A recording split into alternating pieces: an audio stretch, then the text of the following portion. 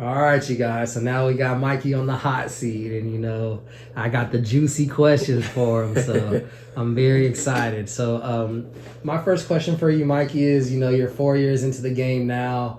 So looking from where you started till now, what are some of the most important aspects that you've learned?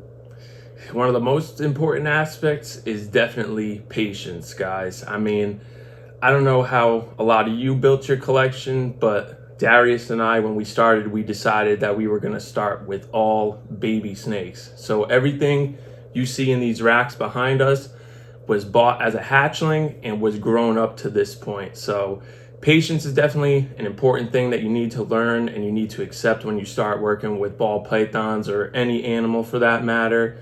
I'd also say, just being on top of things is really important too.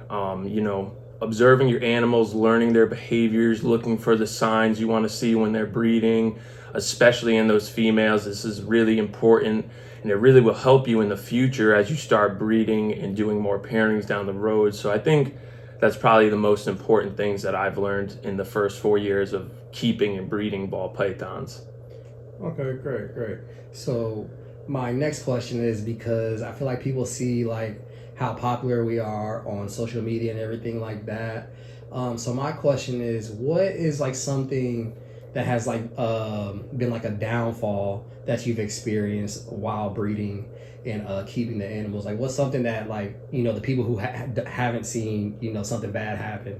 Okay, well, keeping animals and breeding animals, it's not all sunshine and rainbows, guys. Things happen. You have failures and you have successes. I've had a couple animals die in the past, which has been difficult to deal with because, they're investments, but they're also our pets. So, I was really sad when those snakes died just because we loved them. And that was definitely a setback. And also, you guys, sometimes things don't go according to plan.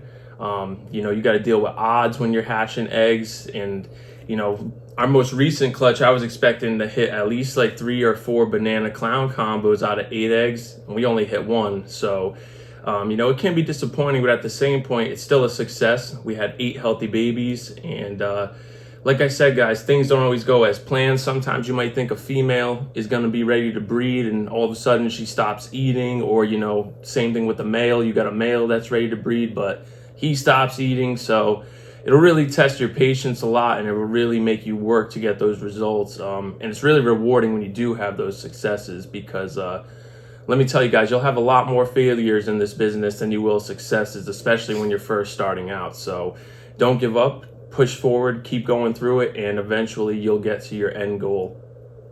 Right, I agree. So now a little more towards the snakes. What has been your favorite pairing this year? From this past season or the current season that we're having right now? Favorite pairing. I would say probably my favorite pairing so far this year is my boy Future. He's a pastel, super enchy, super asphalt lavender albino being bred to a visual dream skull. That's probably the one I'm looking forward to the most. I'm hoping she'll go for us this year. Her follicles are pretty big. They've locked a couple of times, so far it's looking good. She's still on food right now, so I know we got a little more ways to go, but that's probably what I'm looking forward to the most. I'm also really excited about some of the hypo clutches we have on the ground as well. I'm looking forward to making some visual hypo combos this year, and I'm really excited for the hypo project. I think it's making a big comeback, and there's a lot of stuff you could do with it. So I'd say those are probably the pairings I'm most excited for. Okay, great. So piggybacking off of that question, what is going to be like just like 1 or 2 of your favorite pairings for the upcoming season? For next year? Yeah, for next year. For next year, ooh, that's a good one. I'd have to say, you guys know I love the Starburst project. That's probably the project I really want to work the hardest when it comes to lavender albino. It's my personal favorite project. For you guys who don't know what a Starburst is, it's an enchy leopard lavender albino. Beautiful snake. Look it up if you guys haven't seen them before.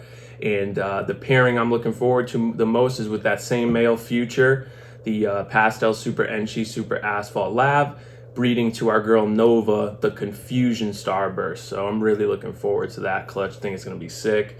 And it's going to be great building blocks for the future because I'm really looking forward to making some super asphalt confusion stuff with the lavender albino, and I think it's a project that you could take a lot of different directions and make it different. Okay, great. So now I'm gonna kind of put you on the hot seat. All right. Let's do it. Nah, nothing crazy. So I was gonna ask. So who are some of the people you kind of like been keeping your eye on that you like what they're working, things of that nature, like newer breeders, established breeders. It doesn't matter. Okay. Well, obviously I gotta say Justin of Canova. Obviously, I'm always watching his stuff. Miguel too. Miguel's working a lot of cool stuff as well. For some newer breeders that are coming up, I gotta say, maybe they're not like newer breeders, but a little bit more low key. I'm really excited to see what Constricted Reptiles is gonna do with their calico lavender stuff. I'm also excited to see some more of that scrambler stuff from like Chris Hernan and Marcus Jane, definitely. I'm also excited to see like what Mutation Creation is going to do with their lavender stuff. He's got a lot of crazy stuff going on there, and I know he's going for some crazy double visual lavender stuff, but I'm not going to mention what it is. I'm going to keep it a secret because I don't know if he wants me to tell people. But yeah, I got my eyes on most of those guys. Ozzy, of course, he's been pumping out some really cool stuff. Looking forward to seeing what you produce too, Darius. I want to see one of them Orange Dream Skulls, definitely. So yeah, those are who I've been keeping my eye on for sure. Yeah, definitely. Shout out to all those people also. Facts. Good. So basically, we'll kind of like wind it down. So I know last year we kind of like asked, what do you think? How do you think you'll be like 5 years from now? So my question is, how do you think that you and the company has progressed over this past year? I think that each year we've progressed a lot. We went from basically raising snakes to finally actually producing our very own snakes. We finally have our own holdbacks in our rack, which is pretty cool. And I just see it getting bigger and bigger every year. Maybe not as far as like the size of the collection, but I think just, the size of our audience is going to grow and grow and grow. And I'm hoping that we produce snakes that no one's ever seen before, just crazy colors, crazy patterns. And, I think that's what makes this industry so special, is that there's a lane for everybody to work their stuff. And you could literally pop out of nowhere with something no one's seen before, and it'll blow up your whole business and everything. So I see us possibly doing this full time in the next 5 years. Okay, so I got two final questions. Well, really three, but one doesn't count. So since we always talk about recessive genes, my question is, what is like your favorite co-dominant gene, or like maybe like top three, like no specific order? Okay. So I'd say my top three favorite co-dominant genes right now, number one's got to be confusion. I love confusion. I would say that Scrambler is definitely up there. I've been seeing a lot of the Scrambler stuff. Shout out to, I think it's Isotope Exotics. He's another guy I've been keeping my eye on, crushing stuff, and I believe he's in Canada, if I'm not mistaken. Yeah. He's been making some crazy like Scrambler pies and Scrambler Dream Skull stuff. Yeah, like crazy stuff. So Scrambler's got to be up there. I don't have any yet in my collection, but I definitely want to get it. And then my third favorite co-dominant right now, I'd probably say, I love Enchi. I can't go wrong with Enchi, man. Enchi I thought you were going to say Stranger. I like Stranger. I was also thinking of, what the heck is the name of it? Oh, Mandarin. And our Mandarin. I like Mandarin a lot too. I think there's a lot of potential for the Mandarin project. And then my favorite recessive genes, I'm going to have to say Lavender, of course, is number one. I know a lot of people work with it, but I got to put Clown in there, dude. I love Clown, honestly. Yeah, you can't go wrong with Clown. Clown, probably my second favorite recessive. And then my third favorite recessive, probably Pod. I'd probably say Pod. Yeah, you can't go wrong with that either. And if you guys pay attention to our collection, that's the big three in our collection: Pied, Clown, Lavender. And then we got a little bit of everything else on the side too. Facts. So then the second part to that question is, so what newer genes that haven't really like touched down yet, like, are your favorites? Like, like Cosmos. Oh yeah. Monarch's still pretty new. Things like that.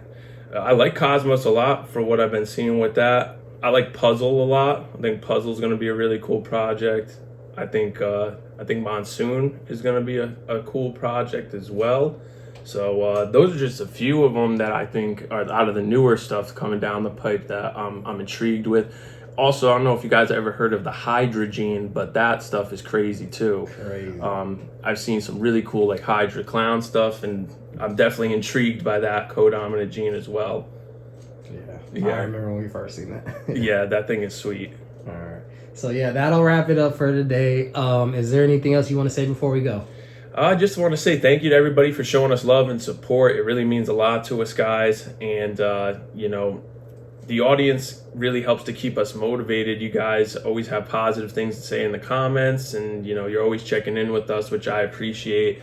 And I love helping people. I love learning from you guys, too. So, you know, I'm just excited for the future. That's what I like the most about this industry and working with ball pythons, is that it really always gives you something to look forward to every year.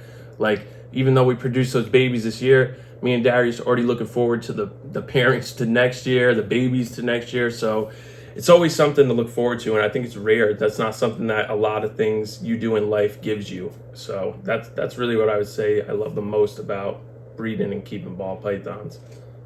Alrighty, great. We'll see you next time. Peace. Peace.